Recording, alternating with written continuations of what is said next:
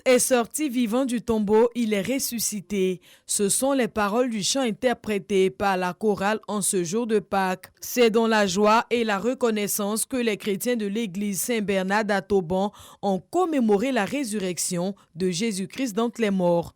En ce jour de fête de Pâques, c'est vraiment l'occasion pour nous de venir fêter la résurrection du Seigneur Jésus-Christ qui est mort à la croix pour nos péchés, et c'est vraiment un moment important à fêter pour moi en famille et en église. Si la Pâque est une foi affirmée pour les uns, elle est une source de pardon, d'amour et de rapprochement pour les autres. Un événement qui produit pour nous un changement majeur, qui donne la grâce à l'humanité tout entière de faire l'expérience de l'amour de Dieu.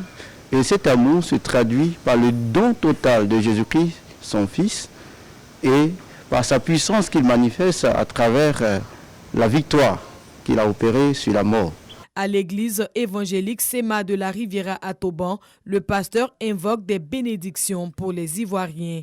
En ce jour où nous commémorons la Pâque, la résurrection de Jésus-Christ, je souhaite la vie, la grâce et la prospérité du Seigneur à tous les chrétiens du monde entier et à tous ceux qui ne sont pas chrétiens. La fête de Pâques, rappelons-le, marque à la fois la passion, la crucifixion et la résurrection de Jésus-Christ.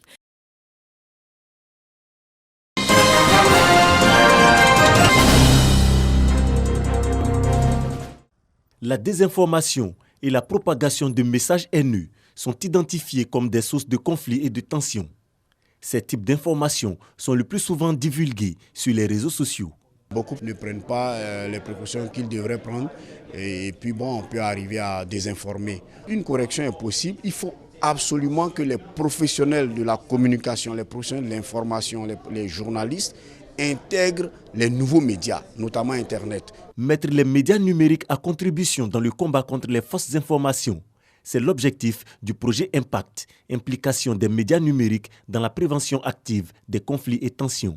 Ce projet doit pouvoir nous permettre d'aller au contact de la population, la former, pour lui donner les outils nécessaires pour un esprit critique et une utilisation responsable des médias sociaux, des médias numériques. Nous allons partir sur le terrain, dans les écoles, les universités, les villes, etc. pour former la population. Au nombre des activités que nous avons prévues, il y a effectivement le renforcement des journalismes citoyens.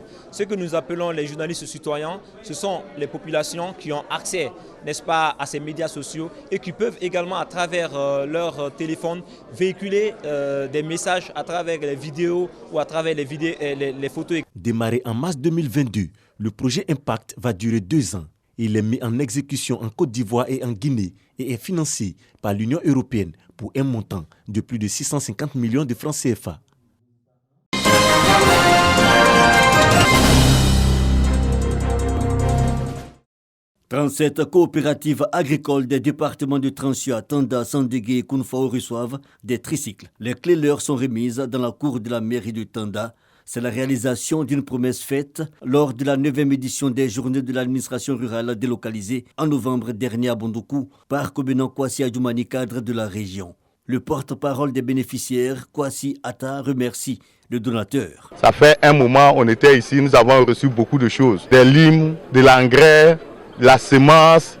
Et encore une fois, voilà, vous venez de voir, il continue toujours ses actions. Les populations agricoles, obligées souvent de transporter leur matériel sur leur tête, sur des vélos, sur des motos, et ce n'est pas chose aisée.